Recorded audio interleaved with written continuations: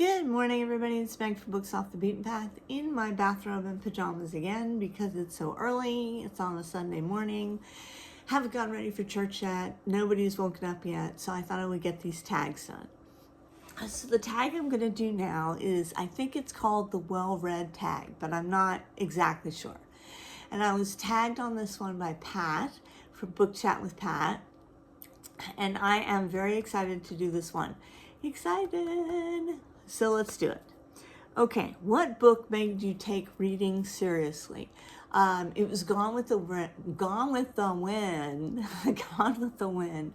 I read it in 7th grade, and I remember the teachers just being amazed that I was reading Gone with the Wind. Well, I'd recently seen the movie, and I was really interested in the movie. In the book, it's way different from the movie. If you read the book, it's way different. And they were like, "Oh, we're just so impressed that you're reading Gone with the Wind," and everything like that. It's not a hard book. It's a very interesting book. It's historical fiction. But that made me take reading seriously because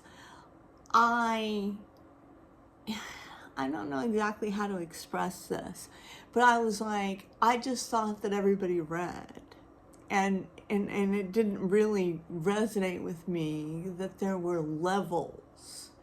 There were levels of reading, and I had apparently, achieved a certain level, at least to other people around me. To me, it was just a book. It was a good book. I enjoyed it, but it was the first one that I took reading seriously. Does that make any sense at all? Whatever. Okay, which book do you pretend to understand? Be honest.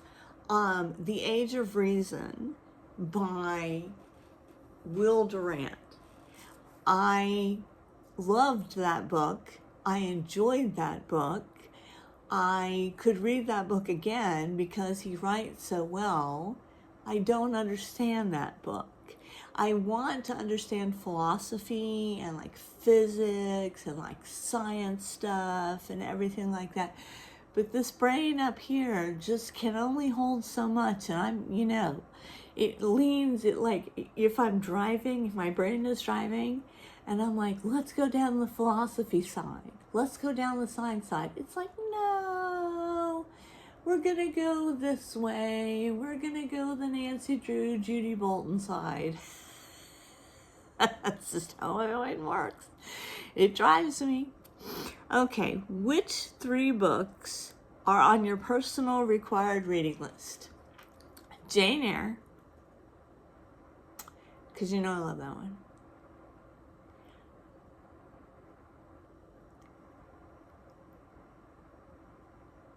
Wait a second. I gotta come up with 3.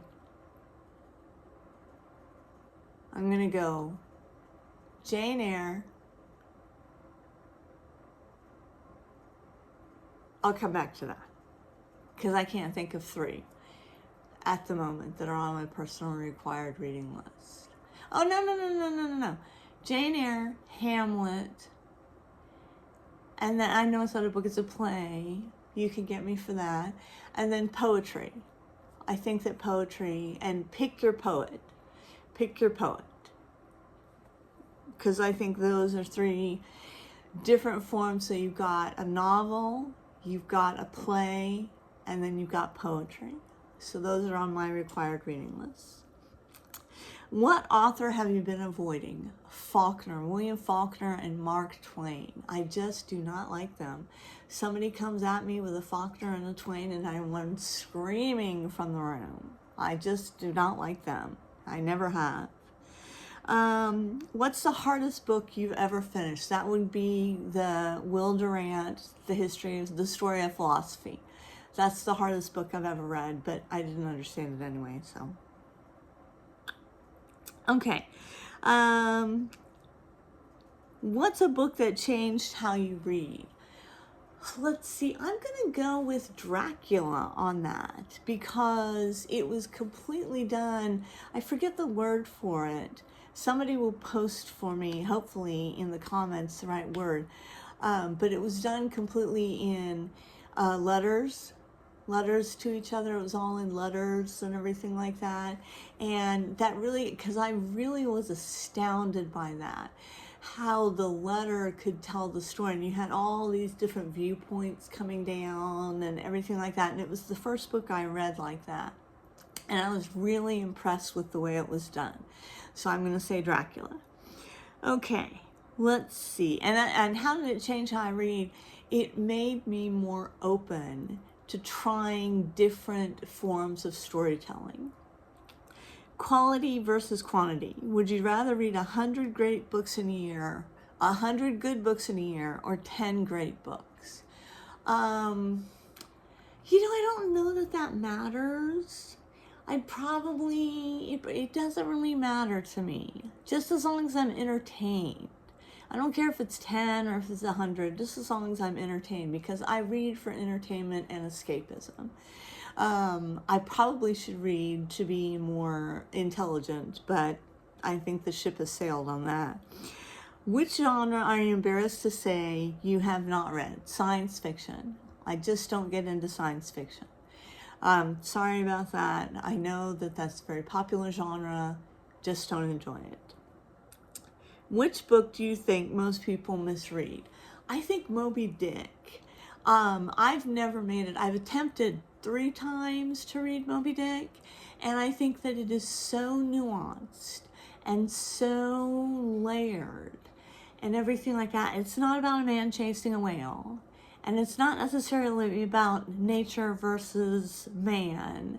It's about all these different themes and everything like that. You've got bravery and you've got, madness and everything like that. And so I think Moby Dick is the one people misread the most, because when people say, I read Moby Dick over the weekend, I loved it and everything like that, I'm not buying it.